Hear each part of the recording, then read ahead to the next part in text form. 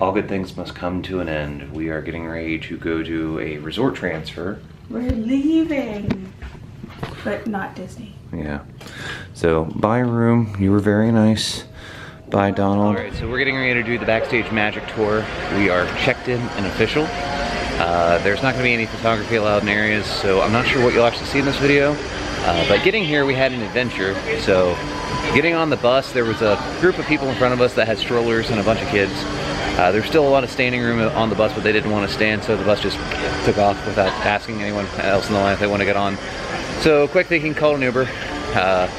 Uber was taking us back to costuming. I was like, no, we don't work for Disney. So we made it. We just got our picture taken, and I will put it in here. But this is going to be an exciting day. This is a gift to us for DVC, the Dream It Forward program. So shout out to Lisa for being awesome. And welcome home. So Hal, where are we?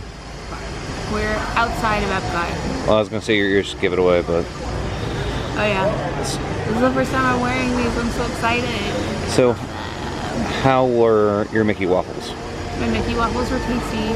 They were so good, in fact, that I did not take photos of them, so you will never know if it actually happened or not. We are at Tiffin's in Animal Kingdom, and I had the tuna, and it was excellent, and Robbie had the steak, and I had a few bites of it. It was also really good. Like, I kind of wish I would have gotten the steak, but I'm glad I got the tuna to try. And then we both had the cheesecake, which has like a spicy pepperdew sauce with it. It was interesting, definitely delicious, and exclusive to our tour, because when you eat here regularly, just as a reservation, you get like a souvenir, like little card to take home with you. But exclusive to our tour, we got ones that were designed by Joe Rudy. And here's his sketch, and then on the back, it's got a little note. But I think we're gonna look around a little bit on our way out and then head out to our next stop on the tour, which unfortunately is still backstage because it's the Backstage Magic tour. So we will give you an update later. All right, so we just got off the boat from Epcot. Our tour ended. We'll go over that in a little bit, but we are checking into our hotel for the first time ever, our first DVC stay. Hal, after walking 1.5 miles, how do you feel? Ready to lie down. All right, we're gonna be bad people and leave our luggage in the hall. Okay. But here we go. Welcome home. Oh, it smells so good in here. It does. Wow, we can see Tower Terror from our room. Yeah, we can. Oh my gosh. All right, I'm gonna go bring the luggage in. Holy crap, Ola. This is the view from our room. So before the room gets too much messier, I wanted to give a quick overview of like the main area. We'll go over like the bathroom and the kitchen and stuff later. But I just wanted to go over the main area while it still looks kind of decent. So here we go. So here you walk in from the kitchen bathroom area, and here's the bed. Detail of the bedspread and everything. So over here, there's not a nightstand on this side, which I'm kind of sad about. Nor it doesn't look like there's an outlet. But, you know, whatever. This one has a nightstand with like the USB plugs and 2 plugs over there. This pulls out into a couch bed. Then out here we have our view, which look at this view. We originally had a garden view room, but I guess we got upgraded at some point. So we have the creepy clown pool out here, and the roller coaster slide, and the leaping horse libations. That's right, that's what it's called. And then look over here, that's Tower of Terror. But holy cow, I just can't get over how awesome it is. So there's a door to another room, like if you want to conjoin rooms. There's a pull-out bed in here, which we haven't pulled out yet. I got all of my ears lined up on this little ledge that I brought, ears that I brought with me, asterisk. So yeah, so that's gonna do it for this portion. So we just wanted to talk about the Backstage Magic tour. The backside of water. Yeah. So it was fantastic.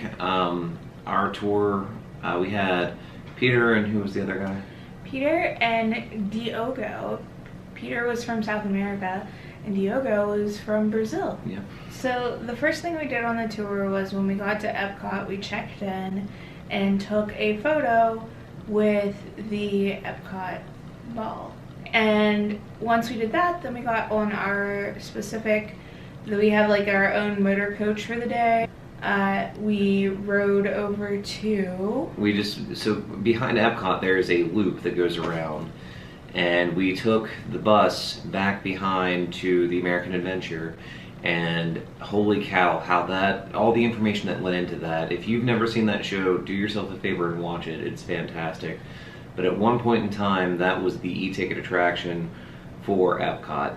Because Benjamin Franklin walks up steps, and Animatronic has never walked up steps before when Epcot opened. Yeah.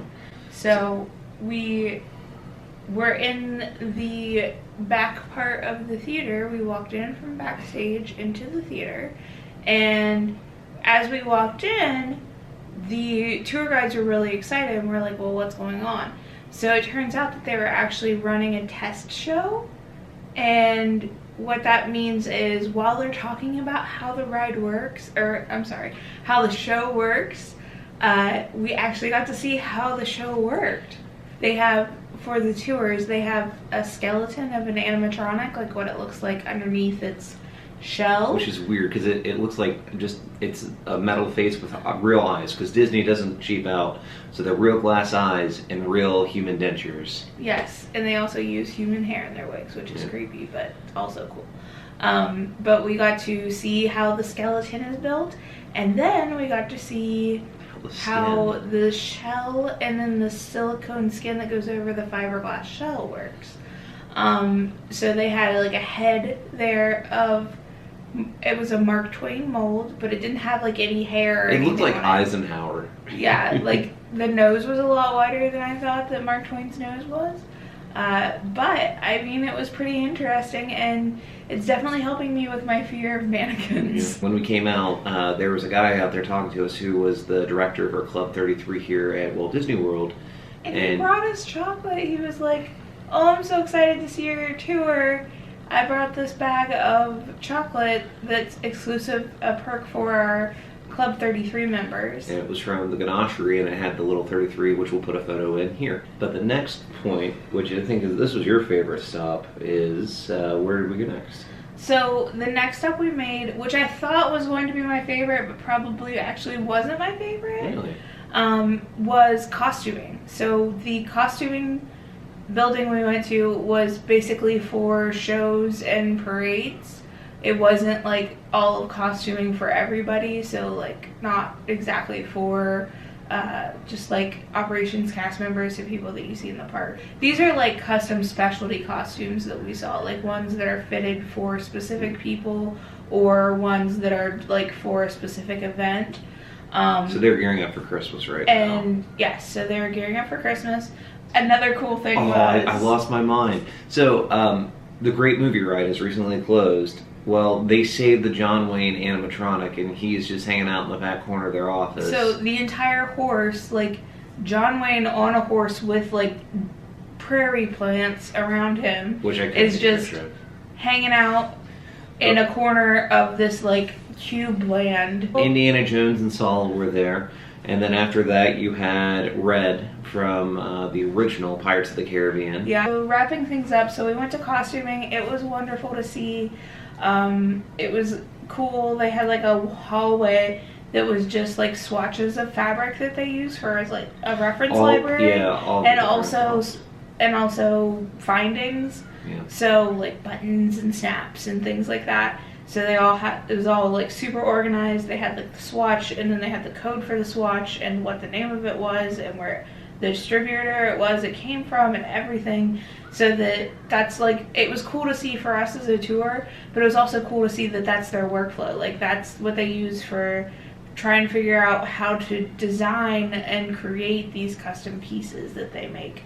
Then after that, we went to Animal Kingdom and had lunch at Tiffin's, and that was fantastic. Tiffin's was so good. I cannot wait to go back We want to go to Nomad Lounge later this week. It's true. It's Rhodey's favorite bar. If we can fit it in. We also got these cute postcards, which you probably saw because I filmed a little bit in the restaurant.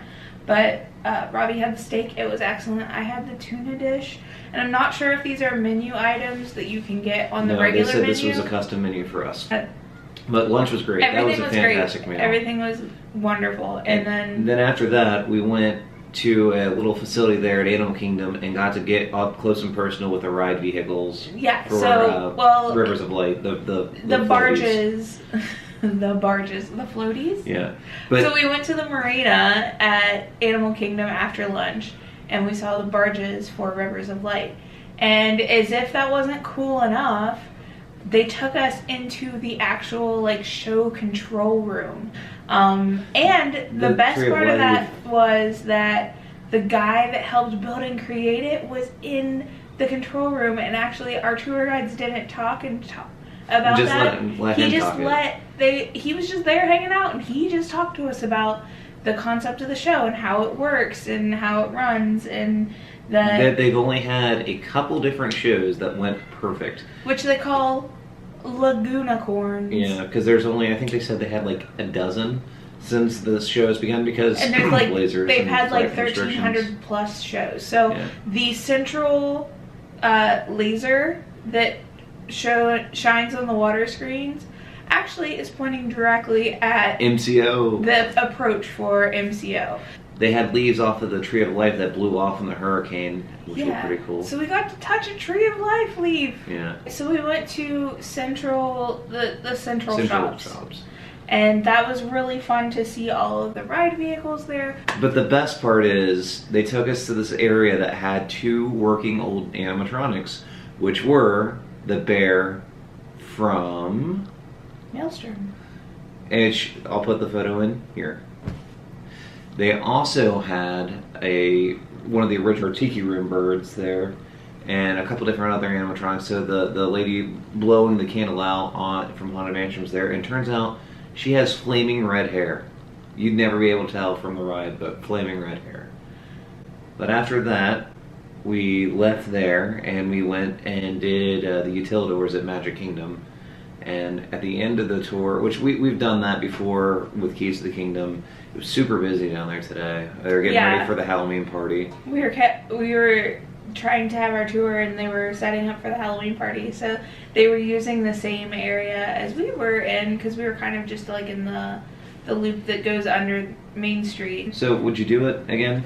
Honestly, I don't know. I don't know if we mentioned this before, but because a friend joined DVC based on our recommendation, we were gifted this is our Dream It Forward gift from DVC. We had an option of a few different tours or experiences, and this is what we chose to do. I liked it better than Keys to the Kingdom. I am not a huge like history nerd of Disney. Like, I love Disney, I know what stuff is, but he's like obsessive about it and like watches YouTube videos and reads stuff and follows up with stuff, and I'm kind of just much more relaxed about it. So he really enjoyed Keys to the Kingdom, I think, a lot more than I did, because it was so I loved it. In depth, so historical in terms of like Disney heritage. I preferred today's, where we got to see a lot more of like how stuff works and how stuff runs and how stuff is built and how it's taken apart and put back together. Like, that's more of like how I work, so that was more interesting to me. So I thought it was really cool. It was a long day though. We didn't get much sleep because the party was last night. So I fell asleep on the bus at one point, and apparently missed where... Yeah, you missed where they store and fix the trains and the monorails. So I was really bummed about that as a Thomas the Tank Engine fan from way back. But we have fast passes to catch, so we're going to end this video here. So yeah, we have to go to Epcot, which is really far away. But I'm going to leave the information in the description below for this tour. I would strongly recommend doing it if you're a Disney fan. So hopefully you enjoy this video. If you did, please give it a thumbs up. And if you haven't subscribed, go ahead and click that button down below so that you can see the rest of our Disney World videos from this trip and all of our other adventures that we have. Thanks for adventuring with us. Bye!